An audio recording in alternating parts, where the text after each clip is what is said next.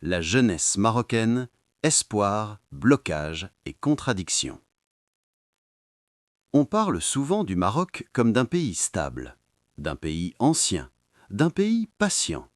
Mais il y a une partie de la population pour qui la patience est devenue lourde, la jeunesse marocaine.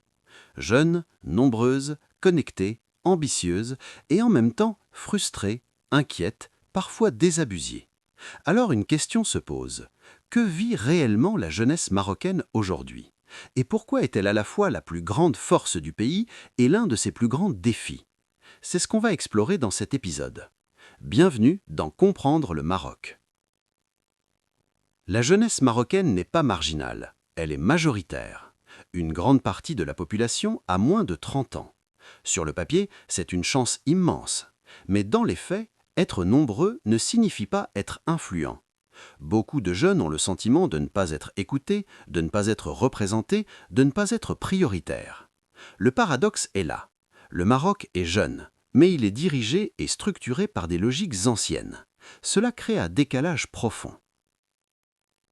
Pendant longtemps, le diplôme était présenté comme la clé de l'ascension sociale. Aujourd'hui, ce récit s'effrite.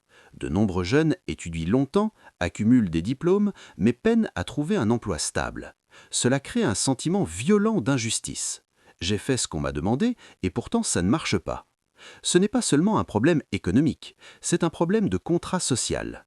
Quand l'effort ne mène plus à la récompense, la confiance se fissure.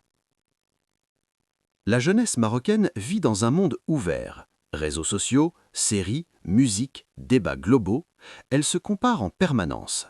Elle voit d'autres modèles de réussite, d'autres libertés, d'autres possibilités. Mais elle vit ses aspirations dans un cadre social, économique et culturel plus contraint. Résultat, envie de partir, envie de changer les choses ou parfois repli et résignation. Cette exposition permanente crée une tension psychologique forte. Parler de la jeunesse marocaine est déjà une simplification. Un jeune de Casablanca, un jeune du Rif, un jeune du Sud ou d'un village rural ne vivent pas la même réalité. Accès à l'éducation, à l'emploi, à la culture, tout change selon le territoire. Cela renforce les inégalités et alimente un sentiment d'abandon dans certaines régions. La jeunesse marocaine est multiple, mais elle partage un point commun, le sentiment que les opportunités sont inégalement réparties.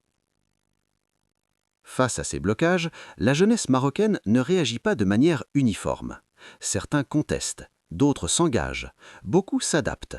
Entre entrepreneuriat, débrouille, créativité, migration, les jeunes inventent leur propre chemin. Ce pragmatisme est une force, mais il ne peut pas tout compenser.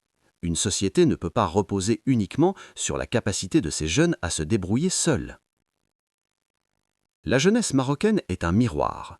Elle reflète les réussites du pays, mais aussi ses limites. Elle ne rejette pas le Maroc, elle veut y croire, mais elle attend plus de justice, plus de mérite, plus de clarté sur l'avenir.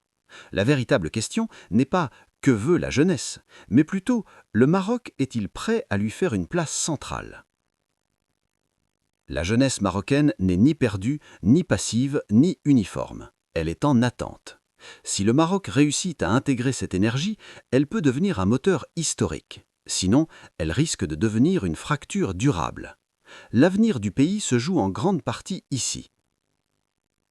Si cet épisode t'a parlé, partage-le, abonne-toi et dis-moi en commentaire comment tu vois la jeunesse marocaine.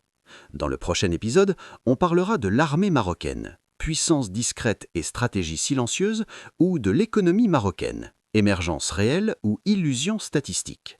À très bientôt dans Comprendre le Maroc.